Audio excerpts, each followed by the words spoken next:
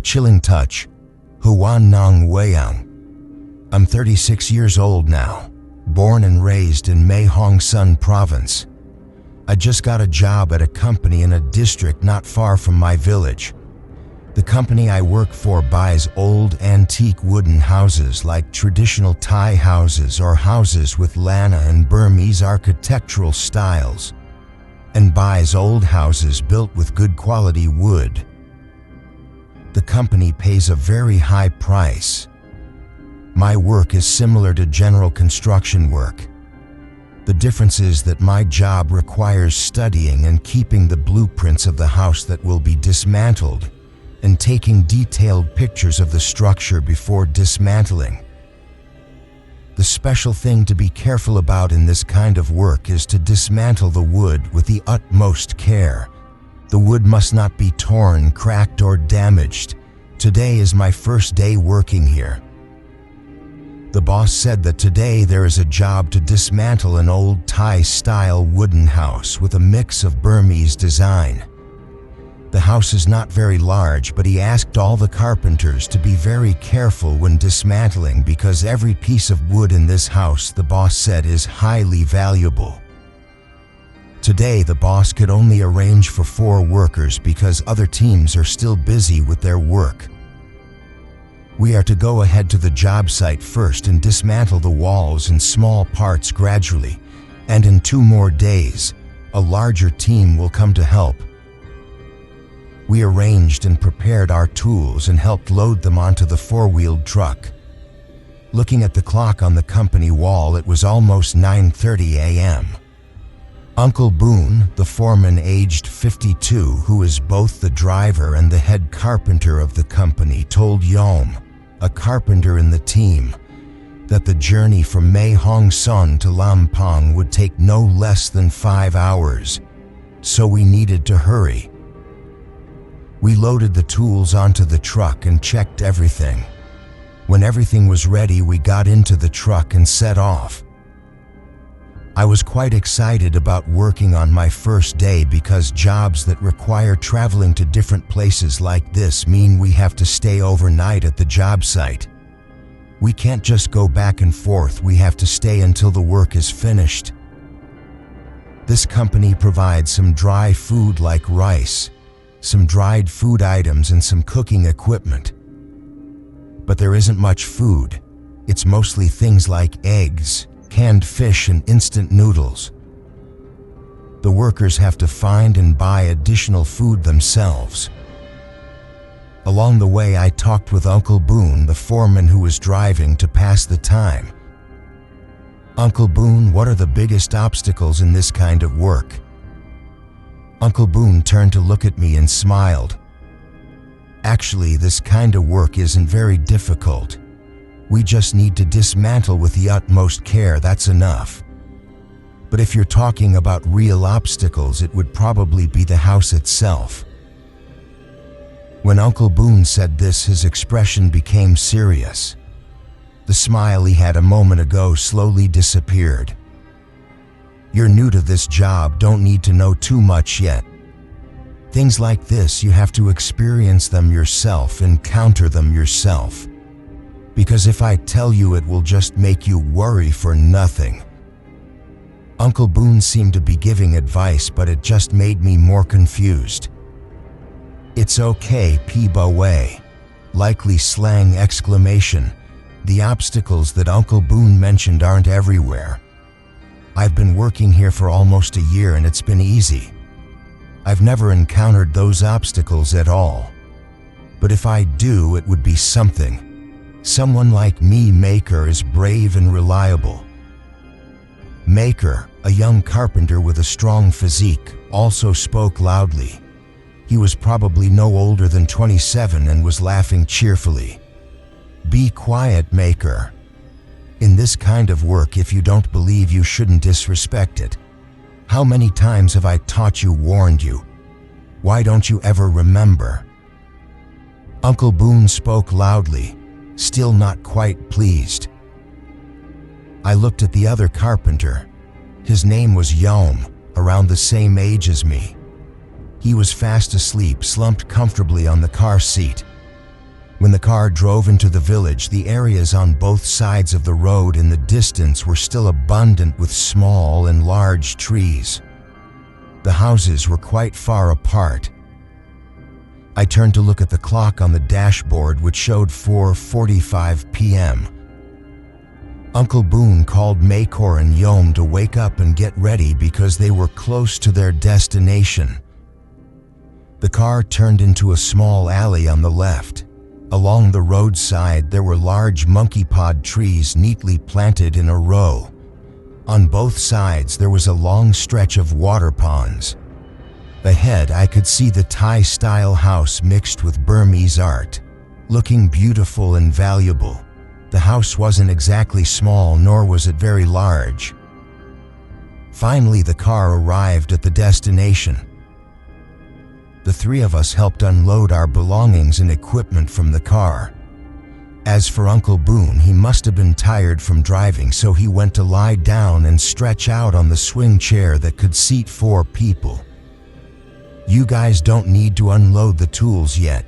We probably won't have time to start work today. Just help cover the tools properly with the tarp.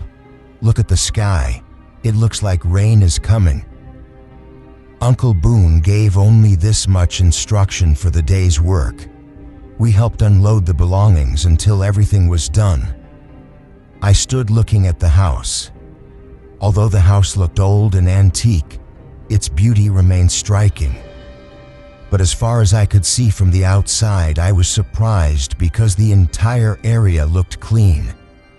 Even where I was standing looked clean and tidy, as if someone was constantly maintaining and cleaning it. I glanced at the windows, which were designed as tall windows. These windows were opened outwards. I assumed that the mechanism was broken, which is why the windows couldn't be closed. While I was looking at the house's windows, suddenly my eyes saw the figure of a young woman, probably no older than 25, walking to the window. She was wearing a light blue sleeveless blouse without any patterns. She stopped and stood at the window. Her expression as she looked down didn't seem very friendly. I turned towards Uncle Boone and saw my friends helping to set up the charcoal stove to start a fire. "Uncle Boone, Uncle Boone, there's someone living in the house."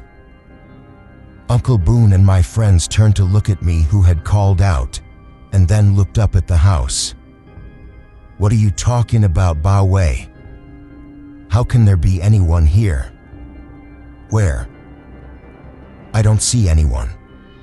The owner of this house lives in Bangkok and has left it abandoned for many years. The boss told me that this family doesn't have many relatives left. Everyone has passed away, leaving only a few grandchildren, and none of them have ever come to live in this house. The boss himself doesn't know why that is." I turned back to look again, and there was no one standing at that window anymore. Before I could think any further, Uncle Boone called me to come help start a fire, cook rice, and prepare food. So I had to hurry over to help everyone arrange the kitchen work. After we finished everything and ate, we sat under the large monkey pod tree and looked towards the Thai house mixed with Burmese style, which was less than 10 meters away. The time was probably close to 6 p.m. "What are you doing at this house?" Makor shouted. His eyes were looking at the area under the house. We tried to look in the direction Makor was looking, but we didn't see anyone. But before we could ask Makor who he was shouting to, a hoarse old man's voice answered from under the house. "You should go back. We don't welcome you." I flinched at the voice I heard. It sounded like someone speaking inside a large water urn. Also, under the house where Makor was looking, there was a large water urn placed there, but it looked like it wasn't being used anymore. "What should we do, Uncle Boone?" "I think we've encountered something," Yom said softly. As for Uncle Boone, he still sat looking at the area under the house. "Encountered what, Yom?" I don't see anything. Uncle Boone looked confusedly at Yalm. Yalm looked at me and Mocker as if seeking support. You too. Did you hear someone speaking in the urn? Me and Mocker nodded simultaneously, indicating yes, but neither of us offered an opinion or said anything else. Uncle Boone stood up and walked directly towards the Thai house. I'm going to ask for some water. I looked after Uncle Boone. At that moment I felt confused and as if I was afraid of something. I thought this house might be the obstacle to the work that Uncle Boone mentioned earlier in the car. Yalm, I think I'll follow Uncle Boone. I'll also go look in that urn to see if there's anyone or anything in there. The ones messing with Maker must be kids from around here. If I find them, I'll tap them on the head for messing around. After that, Maker got up and followed Uncle Boone into the area under the house. Yom and I could only sit and watch the situation. I saw Maker walk over and pick up a wooden chair and place it next to the urn, then stepped onto the chair. Then he leaned his head into the mouth of the urn from above. The moment Mocker looked down into the urn, he gasped, his eyes wide open. After a moment, when he regained consciousness, he immediately jumped out of the urn. The chair fell over and flew away from the force. Maker fell down and hit the ground. We were also startled and quickly stood up, but before we could run to help Mocker, he ran towards us at full speed, shouting, "Help! Ghost! Help!" Mocker ran towards us with a startled face, hiding behind Yom. He sat down and hugged Yom's legs tightly.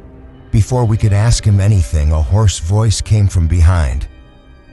"I warned you, and you still think you'll try to be reckless, huh?"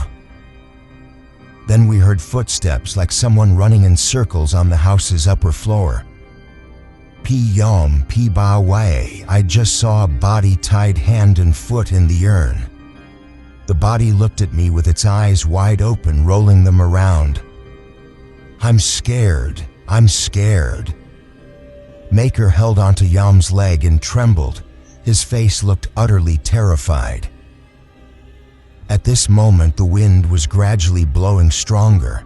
The trees were swaying with the wind. The evening sky began to be covered with black clouds. Lightning began to flash, signaling that rain would start falling soon. I looked under the house and saw a dark figure slowly walking out from behind the urn. My heart began to feel uneasy. When that figure emerged from behind the urn, I saw that it wasn't a ghost or spirit, but it was Uncle Boone. "What's wrong with you guys making so much noise? And why is Maker hugging Yalm's leg?" Uncle Boone looked confusedly. Then me and Yalm told him everything. "From what you've told me, I'm not going to say you're lying. But when I came out of the bathroom, I saw a young woman pleading with me not to dismantle this house.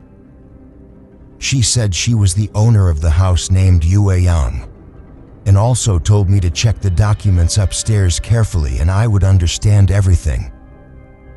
I listened confusedly, but I asked her back, "What documents? Where?" She just told me. "I was going to take you guys up to see together." As soon as Uncle Boone finished speaking, near the house's stairs, there was an old man standing and sweeping the leaves that had fallen to the ground. All of us looked at that old man. I myself felt that it wasn't a person because the way he was sweeping was very strange and unnatural. I turned to look at Uncle Boone and saw him standing with his hands clasped together, eyes closed, as if he was addressing something. Just for a moment, the figure of that old man slowly disappeared. Now the rain started falling. We all went to take shelter under the house. Maker pointed at the large urn. Uncle Boone then ordered me and Yom to climb up and look together. Although I was a little scared, I didn't want to disobey Uncle Boone's order. Besides, me and Yom were more suitable to climb up and look than Uncle Boone and Maker anyway. We found chairs for ourselves and placed them next to the urn, then stepped onto the chairs. I looked at Yom and nodded to signal that we should look into the urn together. Then we slowly leaned our heads in to look, and it turned out there was nothing inside the urn. The urn was empty.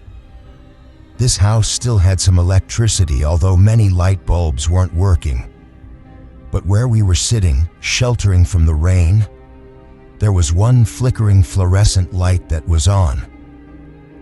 Even though it wasn't very bright, while we were sitting there, we smelled the scent of lam duan flowers, or in some northern areas it's called halm nuan. It gave off a faint sweet scent. It seemed the rain wouldn't stop easily. We would probably have to stay in the house upstairs tonight. We had to go up anyway. "Do you all have flashlights?" Uncle Boone asked. "We will go up and check for something upstairs," as the girl Ouyang asked. When Uncle Boone finished speaking, he walked towards the stairs. We followed him closely. Uncle Boone stood with his hands clasped and said something. Then we walked up into the house. I slowly opened the large, tall door, which wasn't very wide, and shone the flashlight to look for the light switch, which was near the door inside. When I pressed the 3 switches, only one light bulb next to the wall turned on. We walked into the house. The air inside was quite cool, with a gentle breeze carrying the scent of lam duan flowers throughout the house. As I shone the flashlight along the walls, I saw 3 pictures. One was a picture of an elderly grandmother. Next to it was a picture of an elderly grandfather. Maker's face clearly showed fear. When we reached the last picture, it made me get goosebumps. It was a picture of the young woman I saw at the window earlier that evening. But what made me truly scared was that under this picture the date of death was specified. Uncle Boone seemed surprised as well. I saw Uncle Boone walk to the door of an inner room. We followed closely. This room must be a bedroom because there was a large wooden bed. The headboard was almost against the wall. Uncle Boone walked to the headboard and rubbed his hand along the back of the headboard. Then he ordered us to move the bed a little further away from the wall. Then he took out a screwdriver from his pants pocket and unscrewed something behind the headboard. Suddenly, the large window of the room slowly opened, and a translucent figure resembling a woman with the shape of half a body appeared outside the window. We were all startled by what we saw and retreated until we were against the wall on the opposite side of the window. "Thank you very much, Uncle Boone. We can rest in peace now. This is the only thing I can give back to them, not those greedy people in the family who cheated them. Thank you very much, Uncle Boone." Then her figure slowly faded away. We were startled and scared by what we saw and just stood there holding each other tightly, except for Uncle Boone. Although he looked a little startled, his composure was extraordinary. He must have been through a lot in life. His mind seemed strong, as we could see. I kept looking at Uncle Boone and saw him shining the flashlight to read the document he had just taken from the headboard. After a while, we all went downstairs. Uncle Boone called the boss and told him everything that had happened. Then he turned and ordered us to load our belongings onto the truck and leave this place immediately, without waiting for the rain to stop. On the way back to Mae Hong Son, Uncle Boone only briefly explained that after they left and gave the will to a house in the village, he said that the house we were going to dismantle did not belong to the person who sold it to the boss. If we had dismantled it, it would have been illegal because the will clearly specified the new owner of the house. It wasn't owned by someone in the Nong Ouyang family anymore. Also, this will add 3 witnesses who signed it, so it wasn't something no one knew about. We were lucky to find this first.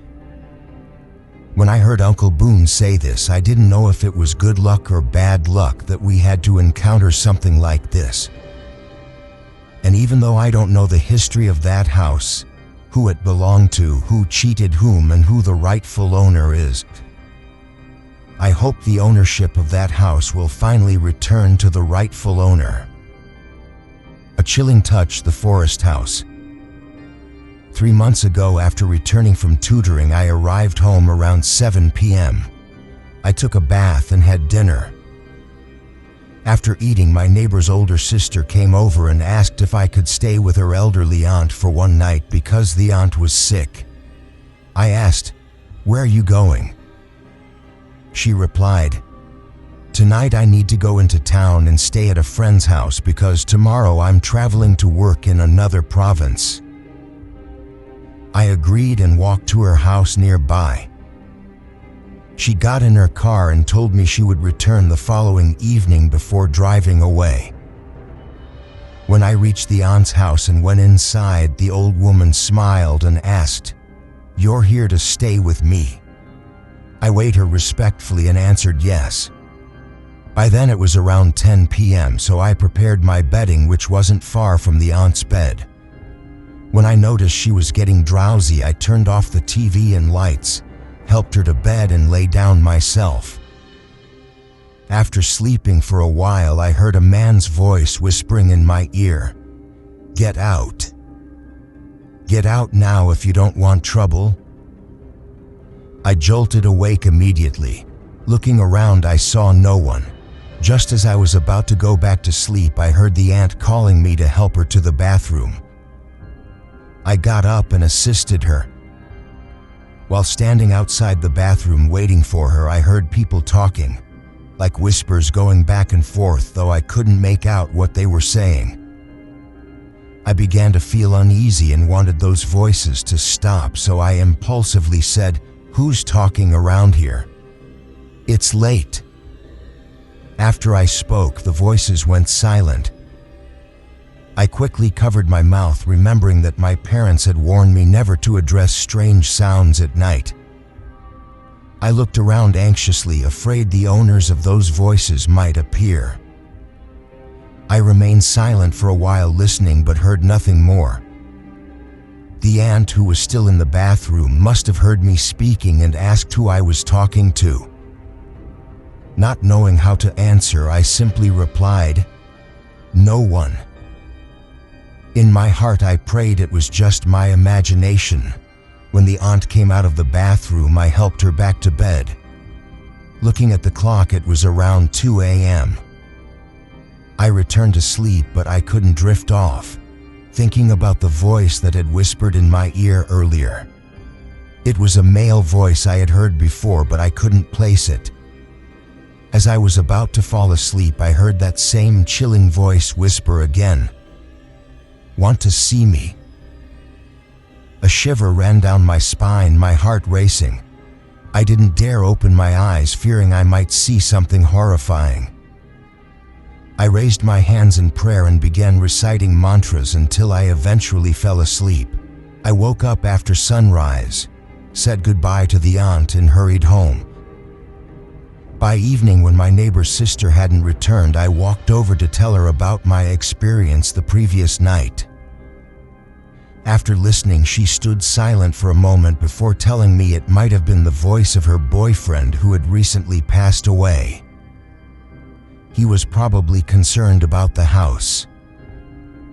When I heard this, I suddenly realized why the voice had sounded familiar. It was indeed her boyfriend's voice. Because he wasn't home often, I rarely saw him. When he died, I had been traveling in another province for several days, so I hadn't attended his funeral. After our conversation, I said goodbye and returned home, still haunted by the previous night's events. From now on, I probably won't dare stay overnight at that forest house next door for a long time. A chilling touch, the mysterious girl. This happened to Tan Aoi's younger brother in early July. Tan Aoi has two younger brothers, Tan Kra, the older one who's in 7th grade, and Tan Miles, the youngest, who's in 5th grade.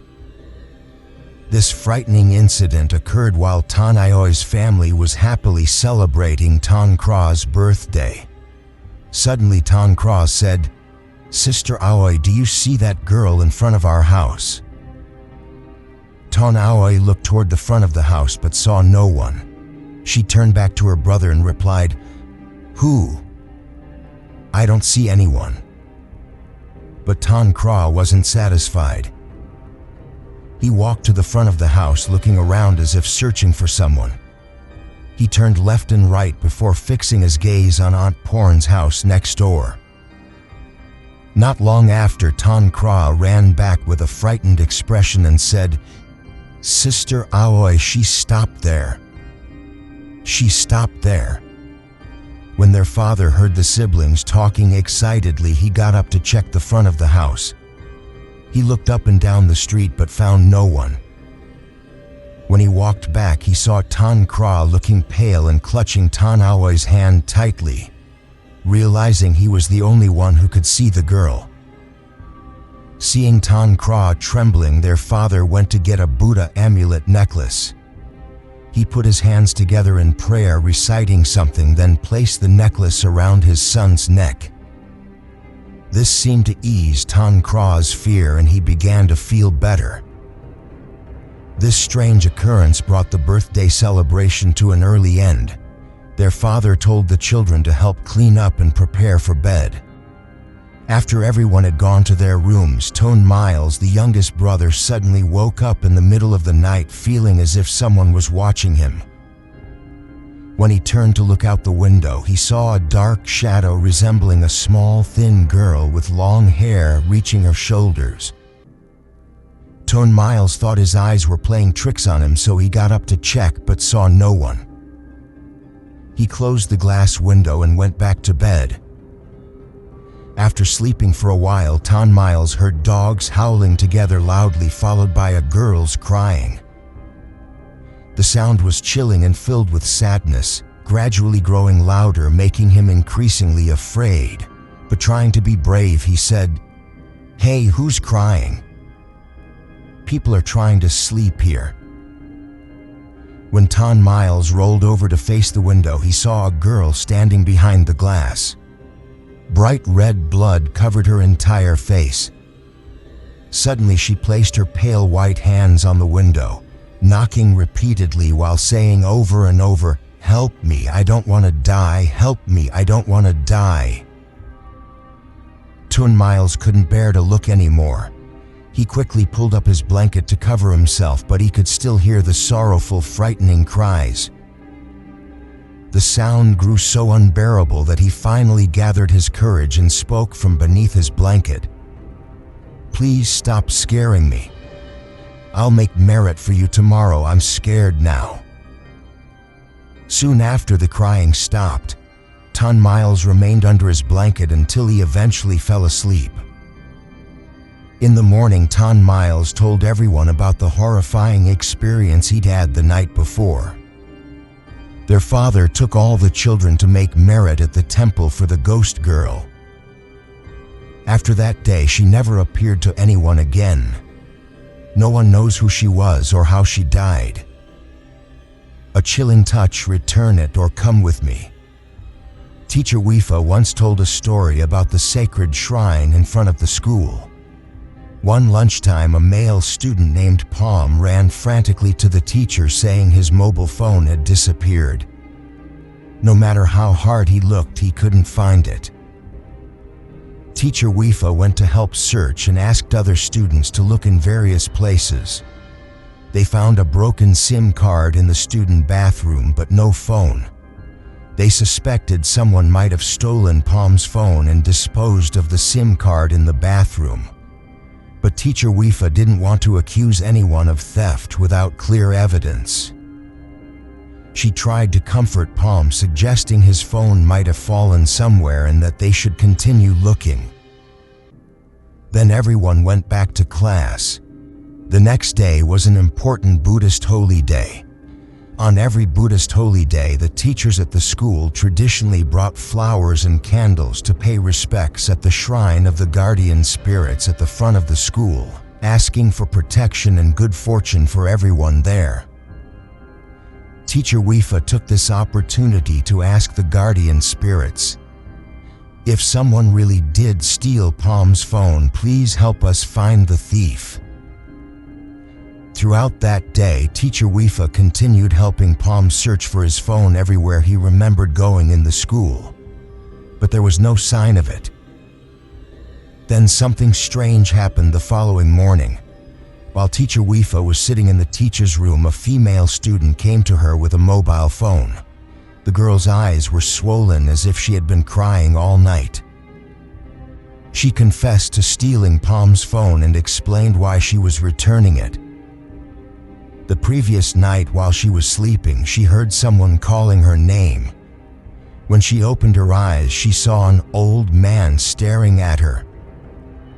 She tried to wake her parents who were sleeping nearby, but they wouldn't wake up no matter how loudly she called. She began crying from fear, and then the old man spoke. "If you don't return what you stole, I will take you to live with me."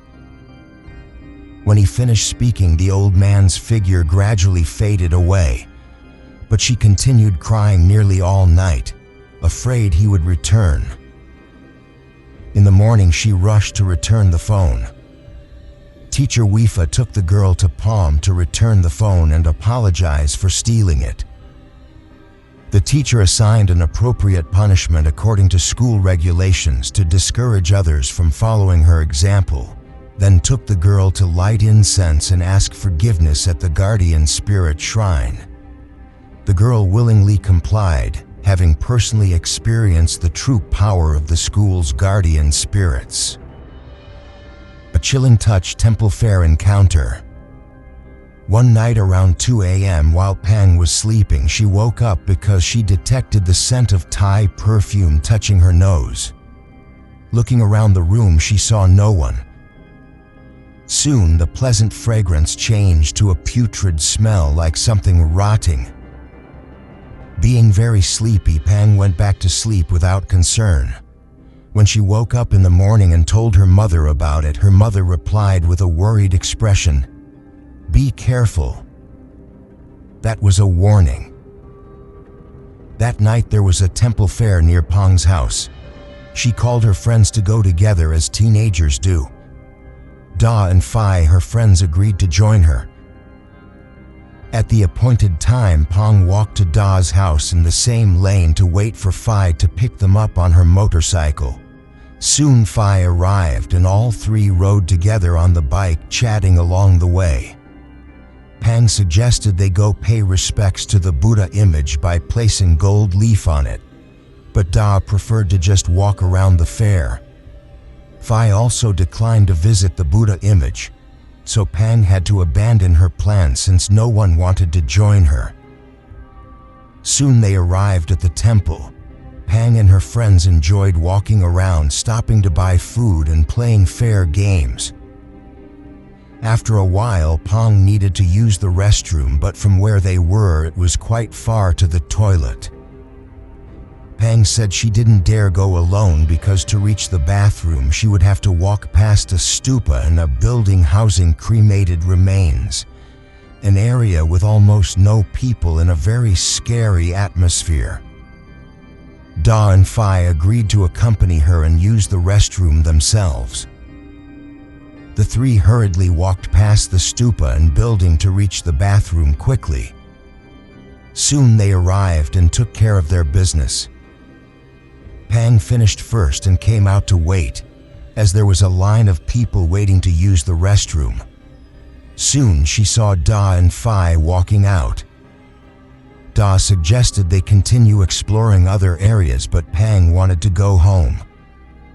Phi offered to drop Pang off at home first, after which she and Da would continue their outing.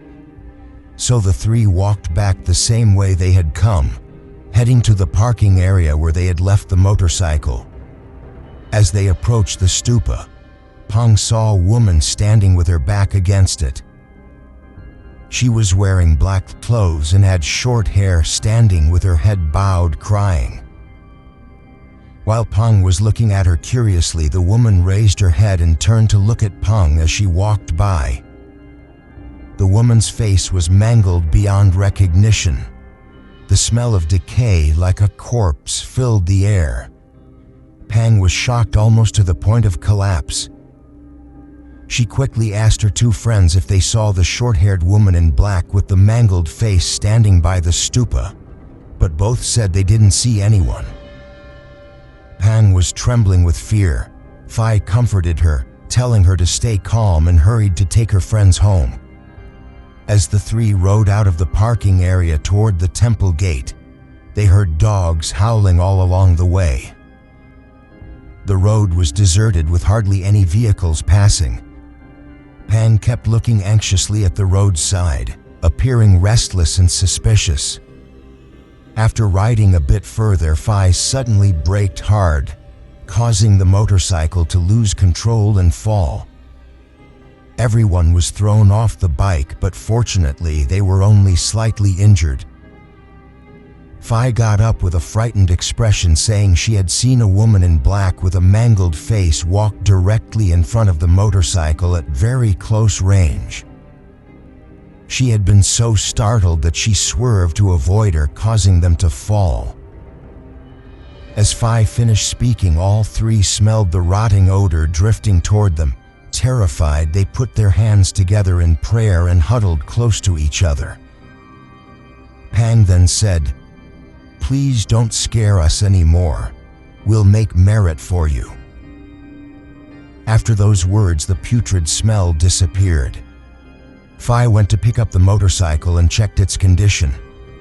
Finding no significant damage, the three got on the bike, each nursing their various injuries, and headed straight to Pang's house. After this terrifying experience, Da and Phi were too scared to return to their own homes and asked to stay overnight at Pang's house. The next morning, all three went to offer food to monks for the spirit of the woman they had encountered the night before. Although they didn't know who she was or why she had appeared to Pang, the three friends prayed for her spirit to reach a peaceful place. A chilling touch, Darachan Wichan Forest Temple. Near my house there is a forest temple that the local villagers deeply respect. People would often trek kilometers into the forest to pay homage to a venerable monk, whom everyone said had great merit.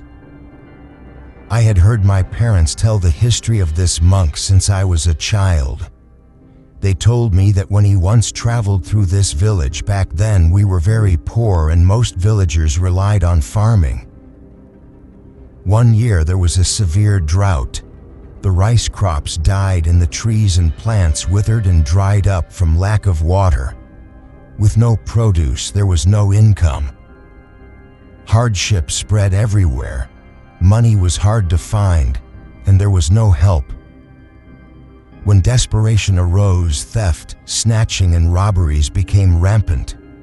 Because our village was located in a remote area surrounded by forests ravaged by the drought, almost nothing was left. Wild animals without food began to rampage everywhere, killing and eating almost all of the cows, buffaloes, and other livestock that the villagers raised.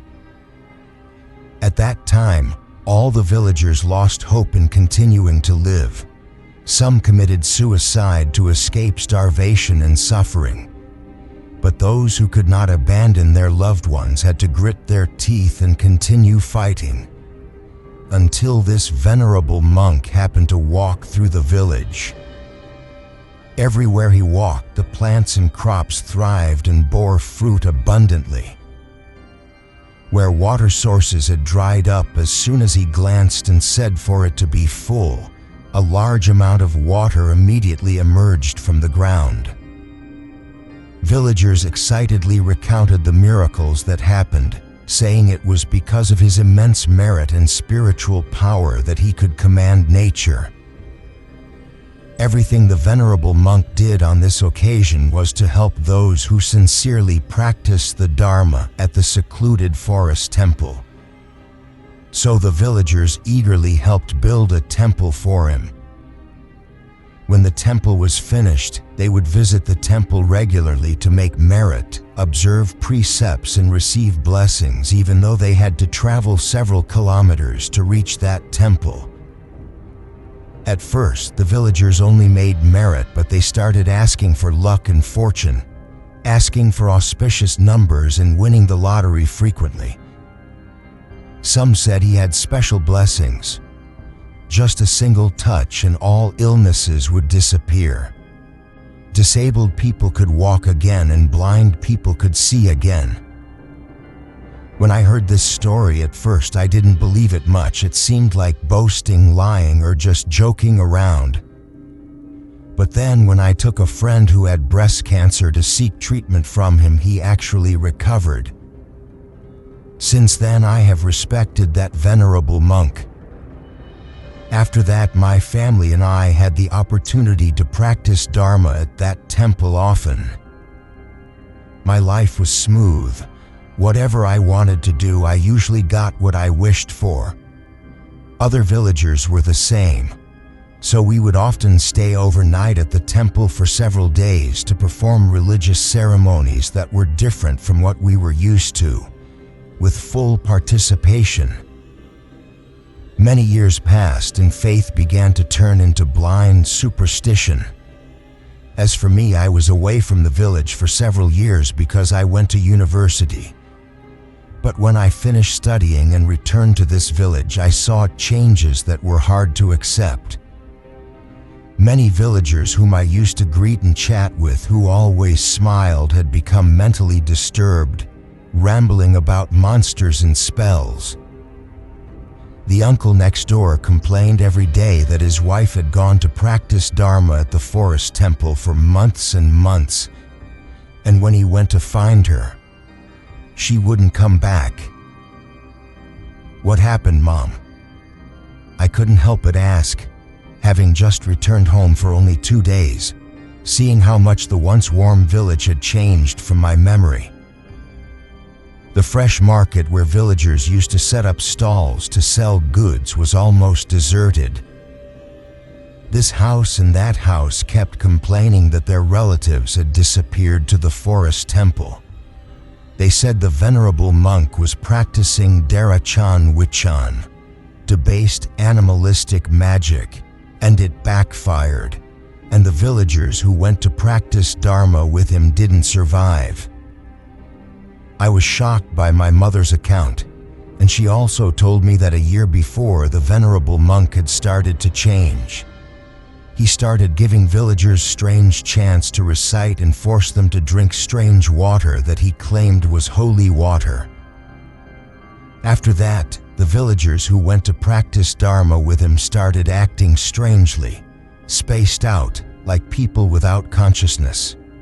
If someone tried to invite them back home, they would scream and refuse to come. Moreover, the bodies of those people were emaciated, almost skin and bones. Upon hearing this, I could hardly believe my ears that such things could happen. The story my mother told me made me almost unable to sleep that night. My eyes stayed open until almost dawn before I started feeling a little sleepy. But then, just as I was about to drift off to sleep, a horrifying, mournful scream echoed on the wind. The direction was from the forest temple about 5 kilometers away, but the sound I heard was clearly loud and grew louder as the sun's light began to spread from the horizon. The screaming, like that of wandering spirits, finally stopped. "I'm going to go find a hen, likely a relative, and bring her home," the uncle next door shouted in the morning as soon as it was light. After that, he immediately grabbed a hoe and walked out. I looked after him and was shocked by what I saw. Quite a number of villagers also grabbed hoes and shovels and walked after the uncle in a procession. My mother said that their children and wives had been missing for a long time, and the mournful screaming last night must have made them unable to bear it any longer. Curiosity piqued, I secretly followed that group of villagers to the forest temple. Part of me still believed the story my mother told me, but another part of me still had the memory of the venerable monk who had helped cure my friend. So I wanted to see for myself if everything was true. But then, when the group of more than 10 villagers arrived at the forest temple, we found that the temple gate had been sealed shut. Wooden planks had been nailed over the entrance, making it look like an abandoned temple. The surrounding area was eerily silent, completely different from when I was a child, when there would be sounds of people talking and chanting, sounds echoing from within the temple walls. But now, it was completely different. "Break it down," someone shouted when the villagers scattered to check for the temple entrance and found that it was completely sealed. Voices inciting action rose again, and when those inciting voices stopped, the hoes and shovels they carried were swung down on the gate, and they violently attacked the seal. Finally, the entrance gate was broken open. The villagers rushed into the temple grounds while I waited and walked in later. But before I could even step through the debris of the gate, screaming and shouting erupted. I quickly ran in to see and peered over the heads of the crowd with difficulty. The smell of something foul immediately assaulted my nostrils upon entering the temple grounds, to the point that I had to wrinkle my nose and pull my collar up to cover it. I tried to look at the chaotic situation in front of me, and then I saw it. On the temple ground, which was now covered with dry leaves, garbage, and dirt, a number of rotting carcasses were piled under a large mango tree. The smell of decay wafting on the wind made us so nauseous that we almost vomited. And when I squinted and looked carefully, I could see that those carcasses were incomplete. Some had their stomachs torn open and internal organs removed. Some had missing arms and legs and mutilated faces. Their condition was disfigured as if they had been gnawed and eaten by wild animals. It was almost impossible to recognize their faces. Pieces of flesh and organs were scattered around, a disgusting sight, so much so that I couldn't bear to look and had to turn my eyes away. And then, that made me see the venerable monk, a monk whose body was emaciated, his saffron robe tattered, revealing arms where the skin almost clung to the bone. He was squatting on the ground in an animal-like posture. In his hand, he held a severed leg of someone, eating it ravenously, so much so that his face was smeared with blood and pieces of flesh. His sharp teeth were still gnawing and chewing on that thing like someone starving. The villagers who followed screamed when they turned and saw the same thing I saw. That sound made others turn and look in that direction, including the venerable monk, who looked up at us with fierce eyes. I froze instantly when I saw the monk's face clearly. Those eyes were sunken, bloodshot, and bulging terrifyingly. He bared his teeth and growled, then leaped away on all fours. Looking at it, this was not a human movement at all. "It's a demon," someone shouted. "Kill it." Chaos erupted when the villagers who found the remains of their family members could no longer control their emotions. Even though they were scared by the sight in front of them, once someone broke the barrier, they were ready to grab their weapons and chase after the venerable monk immediately. As for me, I was so stunned by what I saw that I couldn't move my legs and just stood rooted to the spot. I could only turn to look at the mutilated carcasses under the mango tree, which made the vomit I had been holding back erupt uncontrollably. I retched until my stomach was empty before quickly running back home. because I accidentally saw a familiar face among those rotting carcasses. It was the body of my friend. After that day, I fell ill with a fever and was bedridden, unaware of any news. When I recovered, I learned that the venerable monk had leaped into the forest and disappeared. The villagers who searched for him, almost turning over the forest floor, couldn't find him. And that temple was burned down by the villagers until it was completely razed. As soon as they broke into the temple and found strange scriptures, they realized that the venerable monk's immense power was not due to any merit or virtue, but because he practiced Darachan Wichan. When he practiced it too much, those dark powers backfired on him completely. In the end, he had to suffer the consequences of his actions and turn into such a monstrous creature. A chilling touch. Chanting to live, chanting to die. This story happened in early 2012. My family is from Konkain. There are 4 of us: my father, mother, my younger brother, and me. One day, a friend of my father's from work invited my father to see a monk who was said to be very accurate in his prophecies.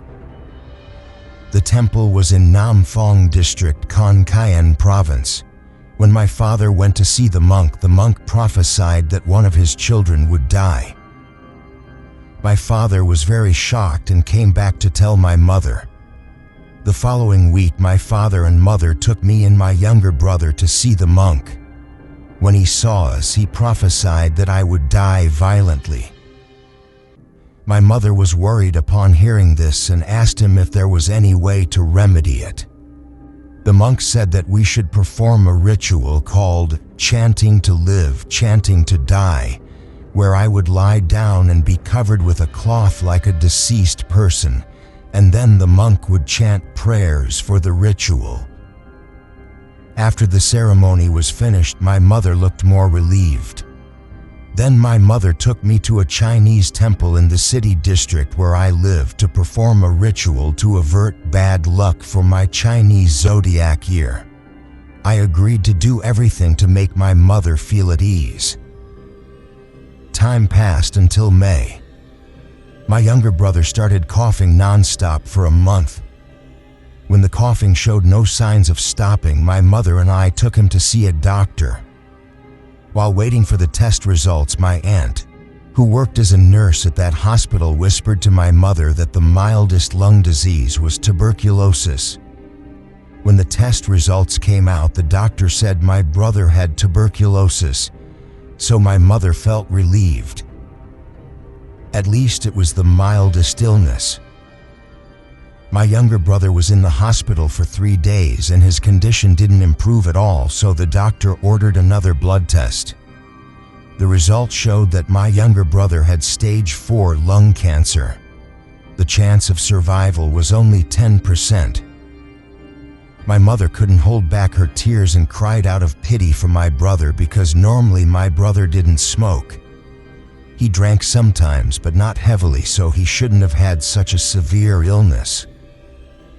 After a while, when my mother calmed down, she went to wash her face and then walked back to my brother. My brother asked my mother what was wrong with me. My mother said it was just ordinary pneumonia because she didn't want to tell him the truth and make him stressed, fearing that his condition would worsen. After that, we brought my brother home. My mother took good care of him, but his condition worsened every day until February 2013. At midnight, my brother had difficulty breathing. My mother quickly came to knock on my door and called me to come see my brother. Since I saw my brother's condition was not good, I quickly ran to get my aunt, who was a nurse and lived next door. While I was calling my aunt, I heard the sound of an owl circling above the roof of the house. But at that time, I didn't pay attention to anything because I had to hurry to get my aunt. After calling my aunt and uncle came to check on his condition and then quickly called an ambulance to pick up my brother. By the time the ambulance arrived and took him to the hospital, it was around 2 a.m. My father, mother, and I followed to the hospital feeling anxious. At 5 p.m. the next day, my younger brother passed away, never to return even though he was only 19 years old. Relatives discussed leaving my brother's body at the hospital first. If we took the body out now, we wouldn't have time to prepare. That night, my mother prepared a set of food and placed it in front of the door, along with one incense stick. Not long after, I heard the sound of a spoon hitting a bowl and plate very loudly. It sounded like a hungry person sitting and eating. The next day, after bringing my brother's body to the temple and performing the washing ritual, the relatives discussed not needing anyone to guard the coffin. They would just hire a funeral attendant or arrange something else. I told them that if no one else guarded it, I could guard it alone. After all, the person sleeping inside was my younger brother. After the chanting was finished and all the guests had left, my mother asked me, "Are you going to stay and watch over him?" I replied, "Yes, Mom." My mother said, "Okay, suit yourself. Take care of yourself too." After everyone left, I asked for permission from the monk at the temple if I could drink because I was guarding the coffin alone. Then I sat there drinking quietly, resting my legs on the chair next to me. The other chair nearby was empty. After a while, I saw the funeral attendant walking over and he looked at me, looking and looking again. So I called out to him to come drink with me. "Would you like to drink, Uncle?"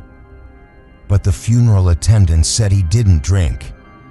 And he sat there watching me like that the whole night. The next night I guarded my brother's funeral again, but tonight my female cousin came to stay with me. Due to exhaustion and tiredness from helping with the funeral preparations, I didn't drink tonight and dozed off. The next day I woke up to prepare for the ritual of washing my brother's face before cremation. I told my brother, "In this life you are still my younger brother. If there is a next life, I hope we can be born as siblings again." Then I washed my brother's face with coconut water. After the funeral was finished, the cousin who stayed with me on the last night told me that while I was sleeping, my brother's spirit came and talked to the funeral attendant. The funeral attendant said that when he saw me sitting and drinking on the first night, my younger brother was sitting right next to me. When I was sleeping, my younger brother was always by my side and didn't go anywhere. I then thought back to why that funeral attendant looked at me strangely the whole time. Because my mother was so grief-stricken, she went to stay with my father because she couldn't cope. As for me, I stayed in the same house alone. Several nights passed. While I was sleeping, I heard coughing. I thought I might have imagined it. The next night after I finished showering, I walked out of the bathroom. I saw my brother standing in front of me. I could only stand still, not knowing what to do. So I closed my eyes and thought to myself, why don't I try talking to him? But when I opened my eyes again, my brother smiled and then slowly disappeared. Several days later, one night I heard a knocking sound at the window. When I went to check, I didn't see anyone. When I walked back, the sound started again. It kept knocking like that all night, but I didn't feel scared because I thought it must be my younger brother. This was because when my brother was alive, he would often stand at the window and knock, calling me to open the door when I came home late. And after that night, strange things would happen almost every night. It made me feel that I wasn't alone. Not long after, my brother came into my mother's dream and said he had to go on a long journey and asked permission to leave her. After that, I never saw my brother again. Even though my brother is gone, I still love and miss him always. Every time I make merit, I dedicate it to my younger brother, hoping that he will go to a good realm, to a happy place, so he doesn't have to suffer from this terrible illness anymore. A chilling touch. Boy Scouts and Girl Guides encounter haunting at the haunted military camp. The following story happened at a military camp in the north. At this camp, Boy Scout and Girl Guide camps are organized for various schools. The instructors who train the children are mostly soldiers and teacher representatives from many schools. This camp is very popular for organizing Boy Scout and Girl Guide camps because the military camp is known for its discipline training and provides good educational activities for children. This year was the same. Approximately 6 schools from the educational area brought about 200 female students, Girl Guides from M1 to M3, grades 7 to 9, to attend the Girl Guide camp at this military camp. Each school had 2 to 3 teachers supervising the students. There were both female and male teachers. When the students and teachers arrived at the military camp, the group of military instructors had the students line up and divided them into groups of 10, mixing students from different schools. Then they demonstrated how to set up tents and had the students help set up tents in the open area. In each tent, 10 female students would sleep together. As for the teachers, they stayed at the military officer's house, which was a large house that could accommodate almost 10 people. The female teachers slept together in the upstairs room, while the male teachers slept together in the downstairs living room. When the students finished setting up their tents and organizing their belongings, it was evening. The instructors had the students prepare their items to shower at the shower facility, which was a military-style shower room. It was a large open room. In the center of the room there was a large water well, 4 meters wide, 8 meters long, and about 1 meter deep. Everyone who went to shower had to wear a sarong wrapped around their chest and bring soap and a dipper. The children had a lot of fun showering together in a large group like this because they had never showered like this at home before. But they didn't have much time to laugh and play in the water because someone would time their showers, limiting each group to no more than 5 minutes. We also had to get dressed within 10 minutes to train us to use time wisely. After showering, the instructors called for assembly and marched the students to the mess hall. Upon reaching the mess hall, they saw tables neatly arranged in rows with food already placed on the tables. The wooden tables were long, with benches on both sides, and each side could seat about 15 people, making each table seat 30 people in total. They walked and stood around the food tables and waited until everyone was in place. Only then would the instructors order them to sit down simultaneously. Before eating, they had to perform a ritual by tapping their left hand under the right elbow and their right hand on the left elbow, doing it in a comfortable posture and then raising one hand and bringing it down to tap, followed by clasping their hands together to thank the rice, saying in unison, "Every grain of rice has merit towards us. We must eat with gratitude." After that, they began to eat silently, forbidden to talk. They were not allowed to make loud noises with their spoons and plates, not allowed to leave food unfinished, and not allowed to drop rice. Otherwise, they would be punished, which everyone followed obediently because the children had heard that military punishments were severe. That evening passed peacefully. Then the instructors gave the students time to take care of their personal needs, whether it was going to the bathroom, brushing their teeth, or getting their notebooks and pens to take notes, giving them no more than 30 minutes. Because at 7 p.m. the instructors called all the students to the meeting room. The teachers also followed the students into the meeting room but didn't have any role, merely observing the situation. Today, the instructors introduced the team, sang some songs, and introduced the program for the next day, including a forest walk. In the evening, there would be a campfire activity, and the day after that, they would go home.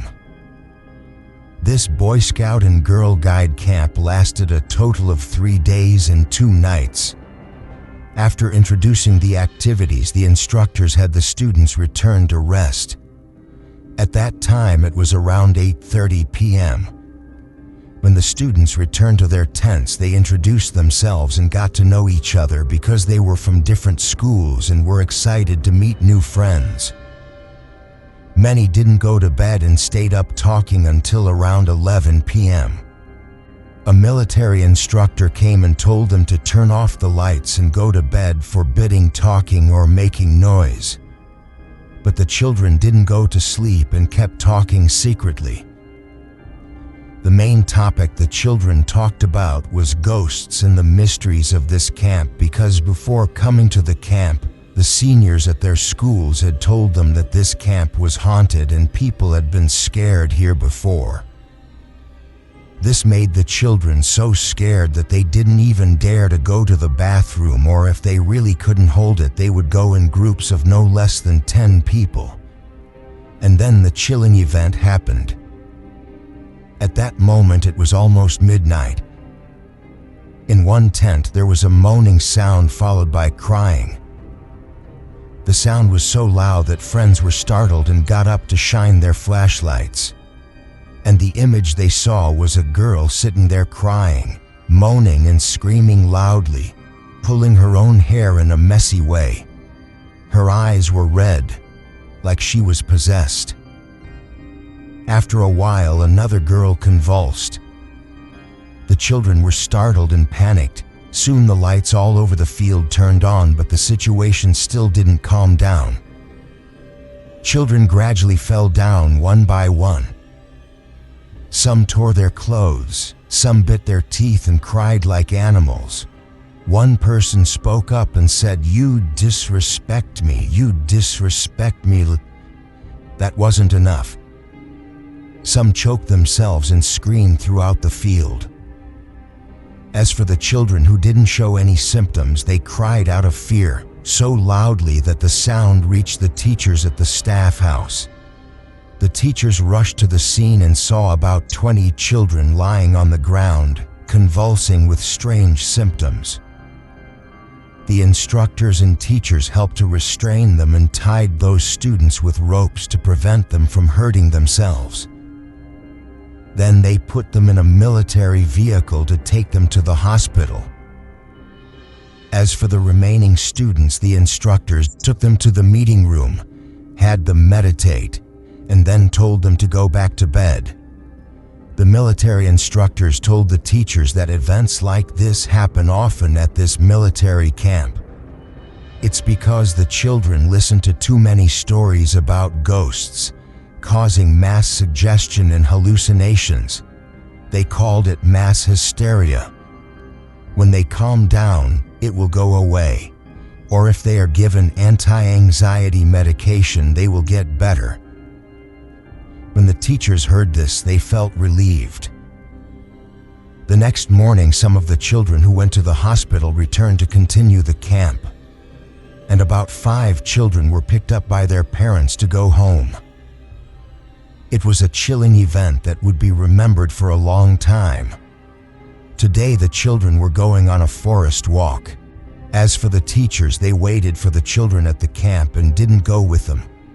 Almost all the teachers gathered in the downstairs living room of the staff house and talked.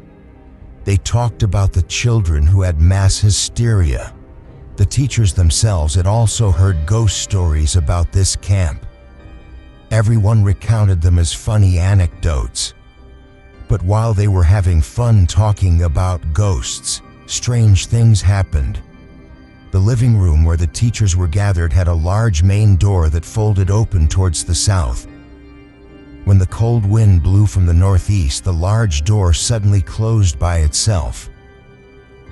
This startled everyone. They turned to look at the door and were even more surprised to see that the door closed against the direction of the wind that was blowing. Although it was strange, no one paid attention. Not long after, they heard sounds in the bathroom. It sounded like someone flushed the toilet. The sound of water was loud and flowing into the toilet. All the teachers looked at each other, wondering what was happening, even though everyone was sitting together in the living room. The conversation circle broke up and everyone left that house. When the students returned from the forest walk, there was a campfire activity in the evening. Everyone gathered at the field and participated in activities until they were finished. After that, everyone went back to rest. As for the teachers, they continued their gathering at the staff house, playing cards to strengthen relationships. After playing for a while, they heard someone knocking on the door.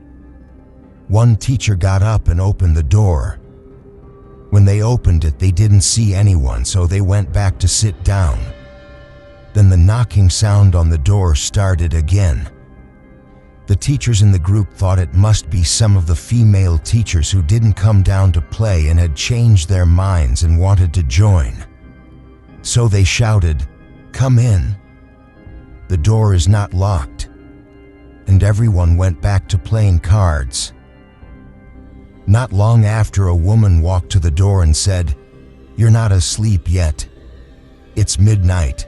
I'm here to clean. I want to go home quickly." Due to the strange voice and accent, all the teachers turned to look at the woman.